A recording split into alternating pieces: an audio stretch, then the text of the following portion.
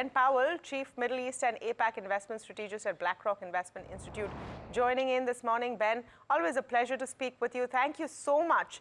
You know, usually U.S. markets and global markets largely ignore U.S. government shutdowns. This keeps happening. This political impasse keeps coming. Do you think this time will be a little different, or is just going to be one of those times which will pass through with a resolution in a week or so, maybe? Good morning.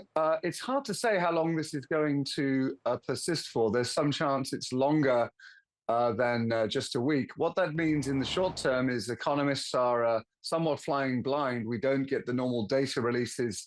So last Friday should have been a non-farm payrolls job report, but we didn't have any numbers. Potentially we're going to have more kind of missing numbers, economics numbers over the weeks ahead.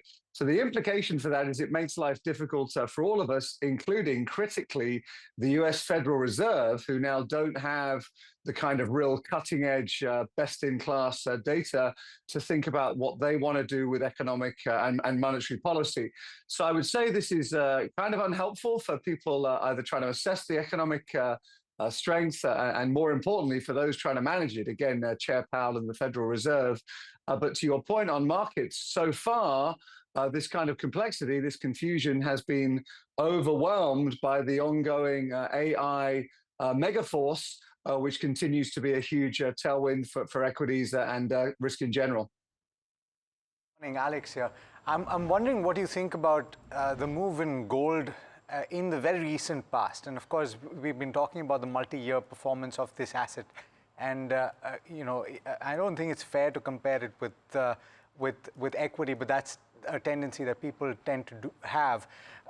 What do you think about the latest move, though? Is it because of this swirling uncertainty? And do you have a view on how high it can go in the near term?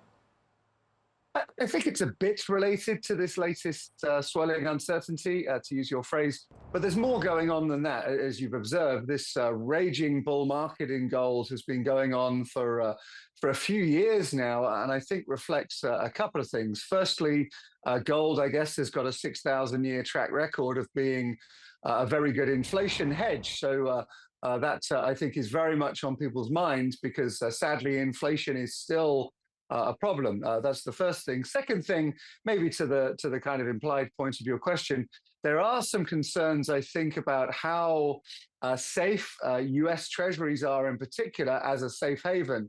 There seems to be a sense in which the US, of course, already a very huge federal debt, government debt, and no real sense of government politicians of either side. It has to be observed. Really keen to do anything about it, meaning deficits continue to be very, very large. And for us as foreigners observing the US political kind of dynamics, at times it does look a little bit like a soap opera, I guess.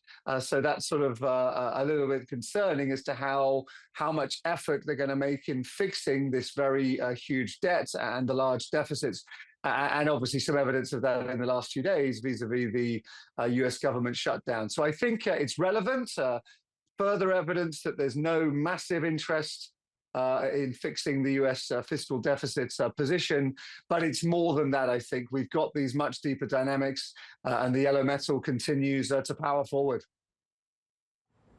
Ben, could it happen that because of the uncertainty around tariffs and just the skepticism around financial market predictability and data releases, that the market continues to bet on hard assets? We've seen even industrial metals rally. We've seen Bitcoin rally. Is that the nature of the game for the next 12 months until clarity emerges or the dust settles, as the case may be? I think commodities can absolutely play a part in a well-diversified portfolio.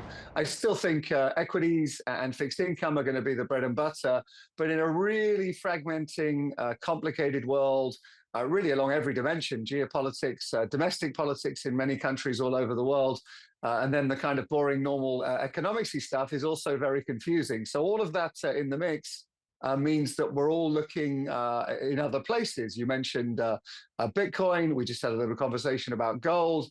You could also throw in infrastructure, real estate, private assets. There's a lot, but the broad point here, I think, from BlackRock, the world's largest investor, as investors, we probably need to be diversifying out of the traditional 60-40 of just equities and bonds. They're still going to be absolutely central, of course. But at the margin, around the edges, does having a, let's say, 2% allocation to Bitcoin, could that make sense? We think it could. Similar into gold. Should we be thinking about private assets alternatives? And to your question, industrial metals, if they're geared in particular to the AI kind of mega boom, copper comes to mind here. We're going to need a lot of energy generation, and we're going to need to get that electricity from where it's generated to where it's needed. That's copper. So you can think of certain industrial metals as absolutely being beneficiaries of some of these seismic tailwinds that we're seeing, not least artificial intelligence, where the super boom continues. You know, it's an interesting point, Ben, because metals, gold, etc., seem to have outshone everything else. Is there some space for Indian equities there in the rebound classification? And do you think that view is going to change? Because one of the markets that have definitely underperformed is India. Yes, we think India has got an important part to play in portfolios moving forward. India's had a kind of unlucky, it seems to me, a quarter or two where it's been buffeted by the US trade dynamic, as have many other countries. India shouldn't feel kind of uniquely in the crosshairs from the US perspective. Everyone's having difficult phone calls, I think, from our US partner, but India's clearly been central in that kind of narrative over the last couple of months. Somewhat unrelated but related, the performance of Chinese equities. There's a sense that only one or other market can do well, like we take it in turns. And obviously, over the last few months, that's been China. Good for Chinese equities, that's fine. But looking forward from here, I'm pretty optimistic, actually, about Indian equities. There seems to be a general, how can I say, lack of enthusiasm from global investors.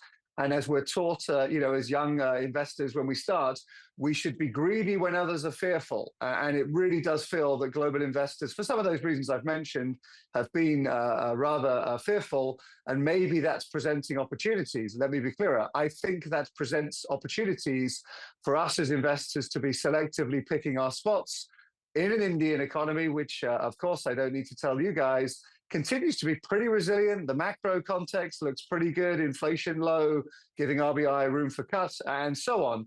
So the short answer is yes, we think Indian equities can be an important part of portfolios looking forward from here. And actually conditions, valuation, sentiment being much lower than they were, that's been painful along the way, of course. But from here, that's actually quite a good setup and a potential kind of good starting point for Indian equities to do better over the next couple of quarters. Thanks so much for joining us. As always, we enjoy our conversations with you, Ben, and look forward to the next one.